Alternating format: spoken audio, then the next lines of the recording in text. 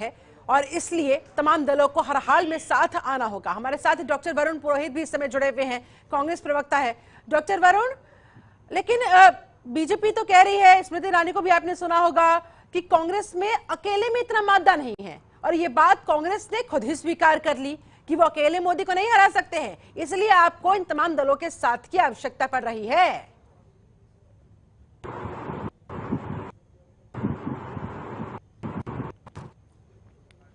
पाटलिपुत्र हमेशा ऐतिहासिक राजतंत्र का केंद्र रहा है।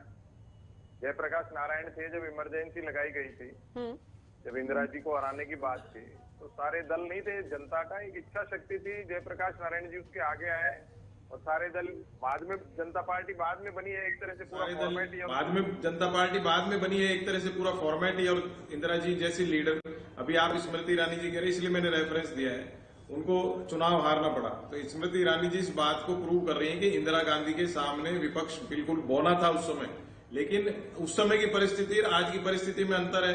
भारतीय जनता पार्टी तो प्रश्न ही नहीं है, पूरी मोदी सेंट्रिक पार्टी है। अभी उन्होंने भी क्या कहा, नरेंद्र मोदी को नहीं हरा सकते, उन्होंने नहीं कहा भारतीय जनता पार्टी को। आपने जो अभी ईरानी जी का मुझे सुनाया वक्तव्य, तो मोदी जी एक इंडिविजुअलिज्म की लड़ाई और एक सामूहिक नेतृत्व की लड़ाई, वो फर्क है। तो लोकतंत्र में कलेक्टिव रेस्पॉन्सिबिलिटी, सामूहिक नेतृत्व, ये चलता है। आप देखिए पाटलिपुत्र में आज जो पटना में सब इकट्ठे हुए हैं दल इतने सारे, जिसको सारा मीडिया भी महाबैठक बोल रहा है, हम नहीं कह रहे महाबैठक, हमने तो कहा विपक्ष इकट्ठा हो रहा है। तो महाबैठक का अर्थ क्या हुआ? देखिए आज की जो परिस्थिति है, दूसरे पैनलिस्टों ने भी समझा दिया, आपको भी बताया कितने मीडिया के लोग बेरोजगार हो गए, महंगाई, बेरोजगारी और निजीकरण। ये कामयाब, अभी कह रहे थे मेरे ख्याल से एक प्रवक्ता कि नाकामयाब नहीं, कामयाब हो गए। जिस उद्देश्य के लिए आए थे देश को बेचने के लिए, पूंजीवाद, आयातित पूंजीवाद के प्रवर्तक संरक्षक, उन्होंने देश को बेच डाला, निजीकरण कर डाला, रोजगार समाप्त कर दिए। तो देश के, और उपहास उड़ाते हैं फिर युवाओं का कि आप पकौड़े तल लो, चाय तल लो, नाले से गैस बना लो। देखिए इस चीज की मानसिक वेदना और प्रताड़ना जो देश झेल रहा है, उसका प्रतिबिंब पटना में आपको दिख रहा है। कोई दल नहीं आ रही है, जनता की जो एक इच्छा है कि विपक्षी एक हो और इस पाखंडी सरकार को, जिसने देश की जनता को मानसिक और आर्थिक रूप से प्रताड़ित कर रखा है, उसको हटाया जाए। तो उसके जो उसकी लीडरशिप या एक प्रतिबिंब माने वो मोदी जी है। क्यों? वो देखिए रोज आप मुझे बताइए, घर में किसी के खाने को अन्न नहीं है, 82 करोड़, हम कितनी छाती ठोक ठोक के कहते हैं 82 करोड़ को फ्री में अनाज हो सकता है। बीजेपी के गोदाम भरे हो, फ्री में दे रहे हैं अनाज, मोदी जी के गोदाम भरे हो, खुद कह रहे हैं हम फ्री में अनाज दे रहे हैं। अरे भाई, जिस देश की जनता 82 करोड़ अगर भूखी और पेट जिनके पास रोटी नहीं है, और आप नए नए कपड़े पहनते हो, कोई पहन सकता है? माता पिता जिसके बच्चे अगर भूखे बैठे। देखिए जनता इस चीज को सब देखती है। मैंने आपको पहले भी कहा था कि जब मनमोहन सिंह जी की सरकार थी, मैं बात करता हूँ बिल्कुल प्रैक्टिकल और आम आदमी की, तो लास्ट में आखिरी दिनों में जब ये कहा गया कि पेड़ों पे पैसे होते हैं क्या, दाल महंगी होगी तो मटर की दाल, तो जनता उससे बड़ी प्रताड़ित थी, और आज उससे 10 गुनी 1000 गुनी प्रताड़ित है।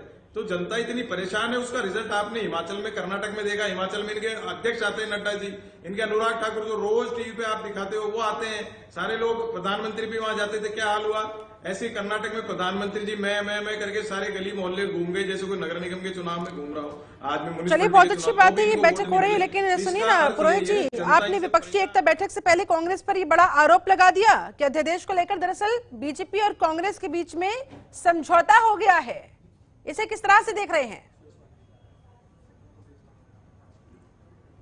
देखिए अभी आरोप प्रत्यारोप, परेशान होके फ्रस्ट्रेशन में कुछ ना कुछ करते रहेंगे। अभी आप कह रहे हो अमित शाह जी ने कहा 300, ये तो हर स्टेट में गए थे 200 पार, 300 पार। जैसे एक हेरा फेरी पिक्चर आई थी, उसका सेकंड वर्जन आ गया, अब थर्ड वर्जन आता रहेगा। तो ये तो करते रहेंगे, अपने वर्जन में अपडेट करते रहेंगे। इनको तो चुनाव कैसे भी देश को, इनको किसी भी हाल में आयातित पूंजीवादियों के हवाले करना है, और करते जा रहे हैं। लेकिन ये आम आदमी पार्टी की तरफ से कांग्रेस पर लगाए गई है सर। वही आम आदमी पार्टी जो दावा कर रहे हैं कि भाई इस विपक्षी एकता की बैठक के जरिए हम सब लोग एक साथ आने की कोशिश करेंगे। अगर एक साथ आने की वाकई में मंशा होती तो बैठक से ठीक पहले इस तरह के आरोप क्यों लगाए जाते? यही तो मैं समझना चाह रही हूं आपसे। देखिए शिल्पा जी, आम आदमी पार्टी का तो आम आदमी की पार्टी के प्रवक्ता से पूछिएगा, पर मैं बात कर रहा हूं जनता की जो इच्छा है, जनता जो चाहती है, और विपक्ष जो पुरानी पार्टियां हैं। देखिए सब आप ये बार बार क्या कह रहे हैं, अभी स्मृति ईरानी जी ने क्या कहा कि अलग अलग विचारधारा। अरे विचारधारा तो भारतीय जनता पार्टी की कोई धारा ही नहीं रही है। अच्छा। विचार की बात नहीं, एक ही विचार है, लोकतांत्रिक और राजनीतिक सामाजिक व्यवस्था की, देश को कैसे उनको रोका जाए, कैसे बचाया जाए। वो बात है। अब जो अभी कोई ना कोई दल अभी कह देंगे साहब वाईएसआर नहीं आए, कोई जनता दल सेक्युलर नहीं, भाई देखिए कोई एक दो दल नहीं आने से तो लग रहा है अरविंद केजरीवाल के साथ सहमति बन जाएगी। चलिए ठीक है, इस पर तो बता दीजिए, ममता बनर्जी के साथ, अरविंद केजरीवाल के साथ राहुल गांधी भी बैठक में मौजूद है, मल्लिकार्जुन खड़गे भी बैठक में मौजूद है, इनको साथ लेकर आप लोग चल पाएंगे, मना लेंगे, सहमति बनवा पाएंगे? शिल्पा जी ममता बनर्जी तो खुद हमारी भारतीय कांग्रेस की महामंत्री रही हैं।